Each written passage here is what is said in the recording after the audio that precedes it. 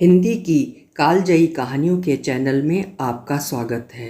आज सुनिए हिंदी और उर्दू की प्रख्यात लेखिका इस्मत चुगताई जी की लिखी हुई कहानी बिच्छू फूफी। तो शुरू करें कहानी। जब पहली बार मैंने उन्हें देखा तो वो रहमान भाई के पहले मंजिले की खिड़की में बैठी लंबी लंबी गालियां और कोसने दे रही थीं। ये खिड़की हमारे सहन में खुलती थी और कानूनन उसे बंद रखा जाता था क्योंकि पर्दे वाली बीवियों का सामना होने का डर था। रहमान भाई डंडियों के जमादार थे। कोई शादी ब्याह खतना बिस्मिल्लाह की रस्म होती, रहमान भाई औने पौने उन रंडियों को बुला देते और गरीब के घर में भी वहीद जान मुश्तरी बाई और अनवरी कहरवा नाच जाती। मगर मोहल्ले टोले की लड़कियां बालियां उनकी नज़र में अपनी सगी माँ बहनें थीं। उनके छोटे भाई बुंदू और गेंदा आए दिन ताक झांक के सिलसिले में सर फुटौल किया करते थे। वैसे रहमान भाई मोहल्ले की नज़रों में कोई अच्छी हैसियत नहीं रखते थे। उन्होंने अपनी बीवी की ज़िंदगी ही में अपनी साली से जोड़ तोड़ कर लिया था। उस यतीम साली का सिवाय उस बहन के और कोई मरा जीता न था। बहन के हाल पड़ी थी, उसके बच्चे पालती थी, बस दूध पिलाने की कसर थी, बाकी सारा गू मूत वही करती थी। और फिर किसी नकचढ़ी ने उसे बहन के बच्चे के मुंह में एक दिन छाती देते देख लिया। भांडा फूट गया और पता चला कि बच्चों में आधे बिल्कुल खाला की सूरत पर हैं। घर में रहमान की दुल्हन चाहे बहन की दुर्गत बनाती हूँ, पर कभी पंचों में इकरार ना किया। यही कहा करती थी, जो कुंवारी को कहेगा उसके दीदे घुटनों के आगे आएंगे। हाँ, वर की तलाश में हरदम सूखा करती थी, पर उस कीड़े भरे कबाब को कहाँ जुड़ता। एक आंख में ये बड़ी कौड़ी सी फुल्ली थी, पैर भी एक जरा छोटा था, कूल्हा दबाकर चलती थी। सारे मोहल्ले में एक अजीब तरह का बायकाट हो चुका था। लोग रहमान भाई से काम पड़ता तो धौंस जमा कर कह देते, मोहल्ले में रहने की इजाज़त दे रखी है, यही क्या कम इनायत थी। रहमान भाई उसी को अपनी इज्जत अफजाई समझते। यही वजह थी कि वो हमेशा रहमान भाई की खिड़की में बैठकर तूल तवील गालियां दिया करती थीं, क्योंकि बाकी मोहल्ले के लोग अब्बा से दबते थे। मजिस्ट्रेट से कौन बैर मोल ले। उस दिन पहली दफ़ा मुझे मालूम हुआ कि हमारी इकलौती सगी फूफी बादशाही खानम है और ये लंबी लंबी गालियां हमारे ख़ानदान को दी जा रही हैं। अम्मा का चेहरा फक था और वो अंदर कमरे में सहमी बैठी थीं, जैसे बिच्छू फूफी की आवाज़ उन पर बिजली बनकर टूट पड़ेगी। छठे छमाहे इसी तरह बादशाही खानम रहमान भाई की खिड़की में बैठकर हुंकारती। अब्बा मियाँ उनसे जरा सी आड़ लेकर मज़े से आराम कुर्सी पर दराज अखबार पढ़ते रहते और मोतिया महल पर किसी लड़के बाले के जरिए कोई ऐसी बात जवाब में कह देते कि फूफी बादशाही फरिश्ता बयां छोड़ने लगती। हम लोग सब खेल कूद पढ़ना लिखना छोड़कर सहन में गुच्छा बनाकर खड़े हो जाते और मुड़ मुड़ कर अपनी प्यारी फूफी के कोसने सुना करते। जिस खिड़की में वो बैठी थीं, उनके तूल तवील जिस्म से लबालब भरी हुई थी। अब्बा मियाँ से इतनी हमशक्ल थीं जैसे वही मूछें उतार कर दुपट्टा ओढ़ कर बैठ गए हों, और बावजूद कोसने और गालियाँ सुनने के हम लोग बड़े इत्मीनान से उन्हें तका करते थे। 5.5 फुट का कद, 4 अंगुल चौड़ी कलाई, शेर का सा कल्ला, सफ़ेद बगला बाल, बड़ा सा दहाना, बड़े बड़े दांत, भारी सी ठोड़ी, और आवाज़ तो माशा अल्लाह मियाँ से 100 नीची ही होगी। फूफी बादशाही हमेशा सफ़ेद कपड़े पहना करती थीं। जिस दिन फूफा मसूद अली ने मेहतरानी के संग कुलेलें करनी शुरू की, फूफी ने बट्टे से सारी चूड़ियाँ छना छन तोड़ डालीं, रंगा दुपट्टा उतार दिया, और उस दिन से वो उन्हें मरहूम या मरने वाला कहा करती थीं। मेहतरानी को छूने के बाद उन्होंने वो हाथ पैर अपने जिस्म को लगने ही न दिए। ये सानेहा खासी जवानी में हुआ था और वो तब से रंडापा झेल रही थी। हमारे फूफा हमारी अम्मा के चचा भी थे। वैसे तो न जाने क्या घपला था, मेरे अब्बा मेरी अम्मा के चचा लगते थे, और शादी से पहले जब वो छोटी सी थीं तो मेरे अब्बा को देखकर उनका पेशाब निकल जाता था, और जब उन्हें ये मालूम हुआ कि उनकी मगनी इसी भयानक देव से होने वाली है तो उन्होंने अपनी दादी यानी अब्बा की फूफी की पिटारी से अफीम चुरा कर खा ली थी। अफीम ज़्यादा नहीं थी और वो कुछ दिन लोट पोट कर अच्छी हो गई। उन दिनों अब्बा अलीगढ़ कॉलेज में पढ़ते थे। उनकी बीमारी की खबर सुनकर इम्तिहान छोड़कर भागे। बड़ी मुश्किल से हमारे नाना, जो अब्बा के फूफीजाद भाई भी थे और बुजुर्ग दोस्त भी, उन्होंने समझा बुझाकर वापस इम्तिहान देने भेजा था। जितनी देर वो रहे भूखे प्यासे टहलते रहे। अधखुली आंखों से मेरी अम्मा ने उनका चौड़ा चकला साया पर्दे के पीछे बेकरारी से तड़पते देखा। उमराव भाई, अगर उन्हें कुछ हो गया तो? देव की आवाज़ लरज रही थी। नाना मियाँ खूब हंसे। नहीं बिरादर, खातिर जमा रखो, कुछ न होगा। उस वक्त मेरी मुन्नी सी माँ एकदम औरत बन गई थी। उनके दिल से एकदम देवजाद इंसान का खौफ निकल गया था। जभी तो मेरी फूफी बादशाही कहती थी मेरी अम्मा जादूगरनी है, और उनका तो मेरे भाई से शादी से पहले ताल्लुक होकर पेट गिरा था। मेरी अम्मा अपने जवान बच्चों के सामने जब ये गालियाँ सुनती तो ऐसी लबोर लबोर कर रोती कि हमें उनकी मार फरामोश हो जाती और प्यार आने लगता। मगर वे गालियाँ सुनकर अब्बा की गंभीर आंखों में परियां नाचने लगती, जब बड़े प्यार से नन्हे भाई के जरिए कहलवाते, क्यों फूफी, आज क्या खाया है? तेरी मैया का कलेजा। इस बेतुके जवाब से फूफी जलकर मरिंदा हो जाती। अब्बा फिर जवाब दिलवाते, अरे फूफी, जब ही मुंह में बवासीर हो गई है, जुल्लाब लो जुल्लाब। वो मेरे नौजवान भाई की मचमचाती लाश पर कौओं चीलों की दावत देने लगती। उनकी दुल्हन को, जो न बेचारी इस वक्त कहाँ बैठी अपनी ख्याली दूल्हा के इश्क में लरस रही होंगी, रंडापे की दुआएं देती, और मेरी अम्मा कानों में उंगलियां देकर बड़बड़ाती, जल तू जलाल तू, आई बला को टाल तू। अब्बा फिर उकसाते और नन्हे भाई पूछते, फूफी बादशाही, मेहतरानी फूफी का मिजाज तो अच्छा है, और हमें डर लगता है कि कहीं फूफी खिड़की से न फांद पड़े। अरे जा सपोलिए, मेरे मुंह ना लग, नहीं तो जूती से मुंह मसल दूंगी। रहमान भाई, ए रहमान भाई, इस बौरानी कुतिया को संखिया क्यों नहीं खिलाते? अब्बा के सिखाने पर नन्हे भाई डरते हुए बोलते। हालांकि उन्हें डरने की कोई ज़रूरत तो न थी, क्योंकि सब जानते थे कि आवाज़ उनकी है मगर अल्फाज अब्बा मियाँ के हैं, लिहाजा गुनाह नन्हे भाई की जान पर नहीं। मगर फिर भी बिल्कुल अब्बा की शक्ल की फूफी की शान में कुछ कहते हुए उन्हें पसीने आ जाते। कितने ज़मीनों आसमान का फ़र्क था हमारे ददिहाल और ननिहाल वालों में। ननिहाल हकीमों की गली में थी और ददिहाल गाड़ी बहानों कटहड़े में। ननिहाल वाले सलीम चिश्ती के ख़ानदान से थे, जिन्हें मुग़ल बादशाह ने मुर्शिद का मर्तबा देकर निजात का रास्ता पहचाना। हिंदुस्तान में बसे उसे अरसा गुजर चुका था, रंगत संवला चुकी थी, नकूश नरम पड़ चुके थे, मिजाज ठंडे हो गए थे। ददियाल वाले बाहर से सबसे आखिरी खेप में आने वालों में से थे। ज़हनी तौर पर अभी तक घोड़ों पर सवार मंजिलें मार रहे थे। खून में लावा दहक रहा था। खड़े खड़े तलवार जैसे नकूश, लाल फिरंगियों जैसे मुंह, गोरिल्लों जैसी कद्दो कामत, शेरों जैसी गरजदार आवाज़ें, शहतीर जैसे हाथ पांव, और ननिहाल वाले नाजुक हाथ पैरों वाले, शायराना तबीयत के, धीमी आवाज़ में बोलने चालने के आदि, ज़्यादातर हकीम, आलिम और मौलवी थे। जभी मोहल्ले का नाम हकीमों की गली पड़ गया था। कुछ कारोबार में भी हिस्सा लेने लगे थे। शाल बाफ, जरदोज और अत्तार वगैरह बन चुके थे। हालांकि मेरी ददिहाल वाले ऐसे लोगों को कुंजड़े कसाई ही कहा करते थे, क्योंकि वे खुद ज़्यादातर फौज में थे। वैसे मार धाड़ का शौक़ अभी तक हुआ नहीं था। कुश्ती, पहलवानी, तैराकी में नाम पैदा करना, पंजा लड़ाना, तलवार और पट्टे के हाथ दिखाना, और चौसर पचीसी को, जो मेरी ननिहाल के मरगब बतरीन खेल थे, हिंजड़ों के खेल समझते थे। कहते हैं जब आतिश फिशां मतलब ज्वालामुखी पहाड़ फटता है तो लावा वादी की गोद में उतर आता है। शायद यही वजह थी कि मेरे ददिहाल वाले ननिहाल वालों की तरफ खुद ब खुद खिंच कर आ गए।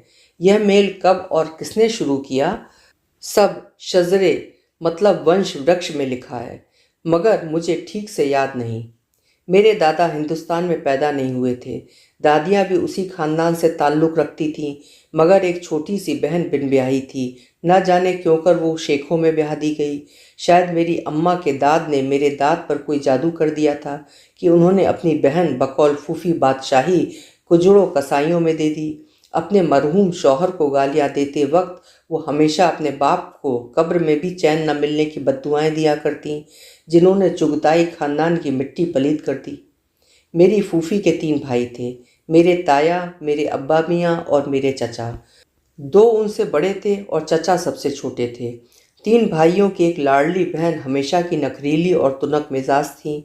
वो हमेशा तीनों पर रौब जमाती और लाड़ करवाती। बिल्कुल लौंडों की तरह पली। शाह सवारी, तीरंदाजी और तलवार चलाने की भी खास मश्क थी। वैसे तो फैल फाल कर ढेर मालूम होती थी, मगर पहलवानों की तरह सीना तान कर चलती थी। सीना था भी 4 औरतों जितना। अब्बा मजाक में अम्मा को छेड़ा करते, बेगम, बादशाही से कुश्ती लड़ोगी? हुई तौबा मेरी। आलिम फाजिल बाप की बेटी मेरी अम्मा कान पर हाथ धरकर कहती, मगर वो नन्हे भाई से फौरन फूफी को चैलेंज भिजवाते, फूफी, हमारी अम्मा से कुश्ती लड़ोगी? हाँ हाँ, बुला अपनी अम्मा को, आ जाइए खम ठोक कर। अरे उल्लू न बना दूं तो मिर्ज़ा करीम बेग की औलाद नहीं, बाप का नुत्फा है, तो बुला, बुला मुल्लाजादी को। और मेरी अम्मा अपना लखनऊ का बड़े पाइचों का पायजामा समेट कर कोने में दुबक जाती। फूफी बादशाही, दादा मियाँ गंवार थे ना, बड़े नाना जान उन्हें आमदनामा पढ़ाया करते थे।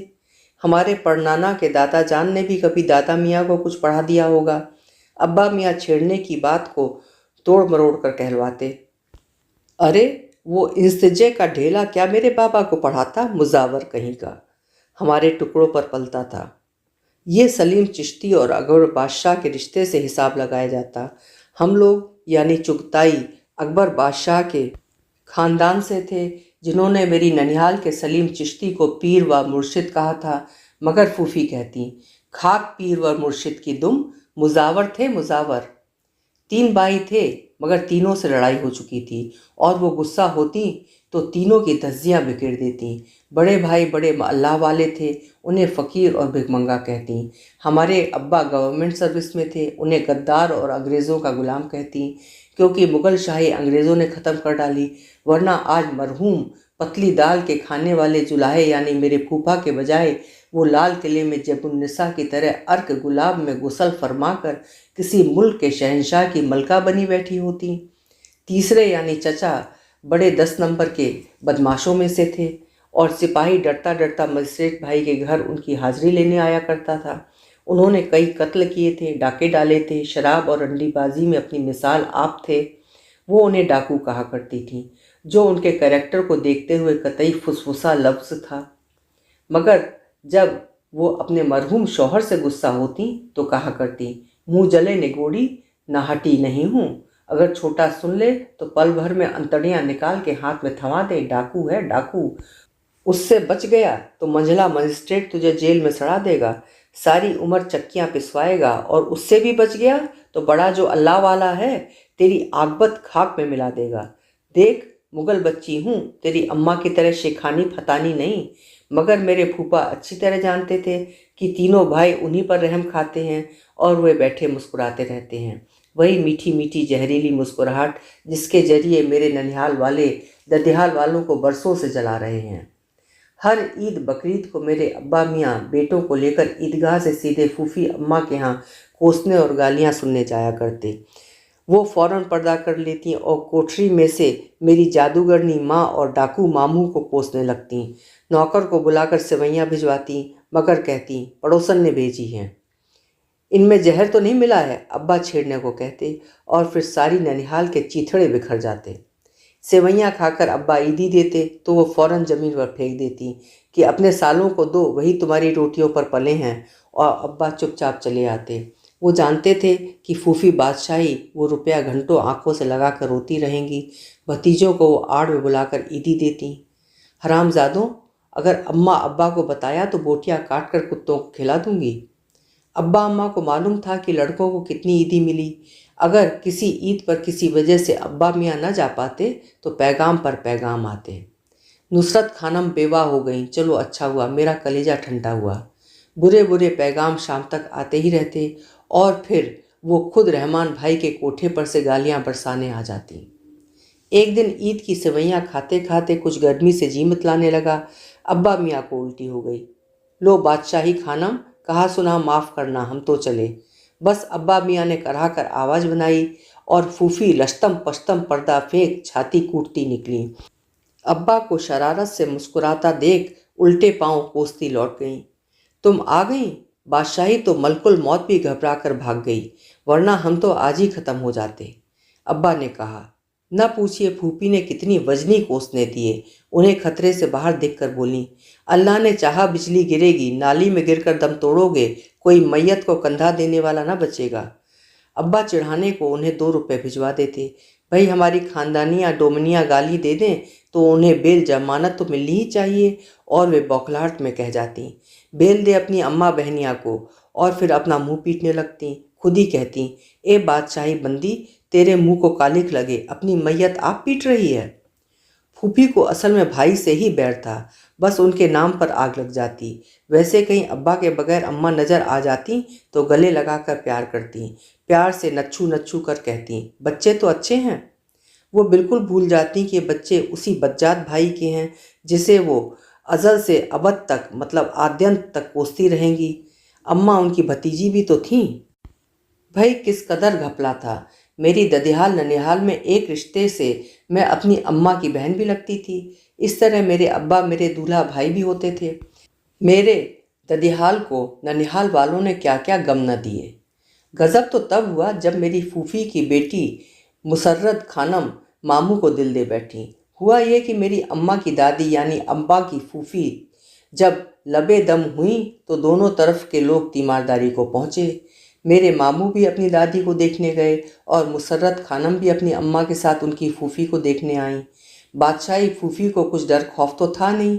वो जानती थी कि मेरे ननिहाल वालों की तरफ से उन्होंने अपनी औलाद के दिल में इत्मीनान बख्श हद तक नफरत भर दी है। और 15 बरस की मुसर्रत खानम का अभी तन ही क्या था। अम्मा के कूल्हे से लगकर सोती थीं, दूध पीती ही तो उन्हें लगती थीं। फिर जब मेरे मामू ने अपनी करंजी शरबत भरी आंखों से मुसर्रत जहां के लचकदार सरापे को देखा तो वहीं के वहीं जमकर रह गए। दिन भर बड़े बूढ़े तीमारदारी करके थक हार कर सो जाते तो ये फरमाबरदार बच्चे सिरहाने बैठे मरीज पर कम एक दूसरे पर ज़्यादा निगाह रखते। जब मुसर्रत जहां बर्फ से तर कपड़ा बड़ी बी के माथे पर बदलने को हाथ बढ़ाती तो जफ़र मामू का हाथ वहां पहले से मौजूद होता। दूसरे दिन बड़ी बी ने पट से आंखें खोल दी। लरजती कांपती तकिए के सहारे उठ बैठी। उठते ही सारे खानदान के जिम्मेदार लोगों को तलब किया। जब सब जमा हो गए तो हुक्म हुआ, काजी को बुलवाओ।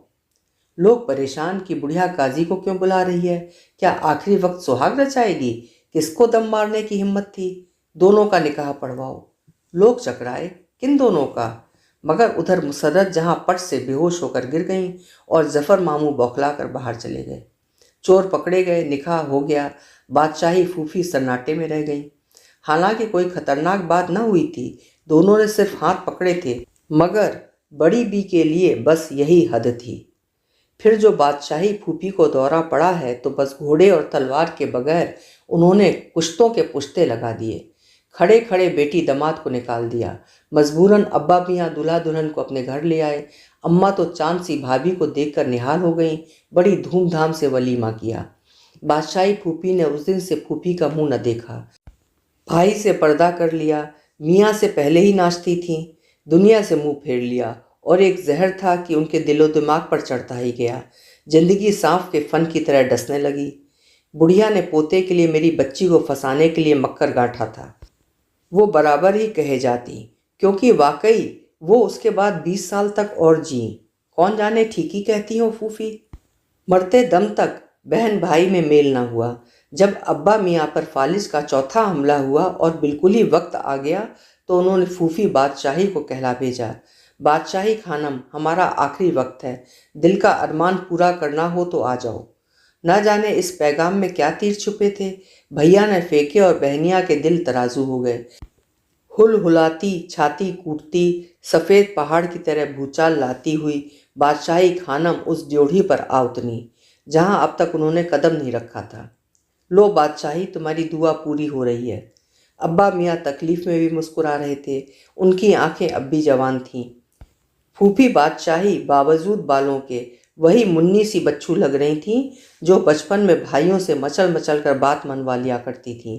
उनकी शेर जैसी खुर्राट आंखें एक मेमने की मासूम आंखों की तरह सहमी हुई थीं। बड़े बड़े आंसू उनके संगे मरमर की चट्टान जैसे गालों पर बह रहे थे। हमें कोसो बच्चू भी, अब्बा ने प्यार से कहा। मेरी अम्मा ने सिसकते हुए बादशाही खानम से कोसने की भीख मांगी। या अल्लाह, या अल्लाह। उन्होंने गरजना चाहा, मगर कांप कर रह गईं। या अल्लाह, मेरी उम्र मेरे भैया को दे दे, या मौला, रसूल का सदका। वो उस बच्चे की तरह झुंझला कर रो पड़ी जिसे सबक याद न हो। सबके मुंह फक हो गए। अम्मा के पैरों का दम निकल गया। या खुदा, आज बच्चू फूफी के मुंह से भाई के लिए एक कोसना न निकला। सिर्फ अब्बा मियाँ मुस्कुरा रहे थे, जैसे उनके कोसने सुनकर मुस्कुरा दिया करते थे। सच है, बहन के कोसने भाई को नहीं लगते, वो माँ के दूध में डूबे हुए होते हैं ना। अभी आप सुन रहे थे इस्मत आपा की लिखी हुई कहानी बिच्छू फूफी। उम्मीद है कहानी आपको पसंद आई होगी। फिर मिलेंगे कल किसी दूसरी कहानी के साथ। आप खुश रहें, आबाद रहें।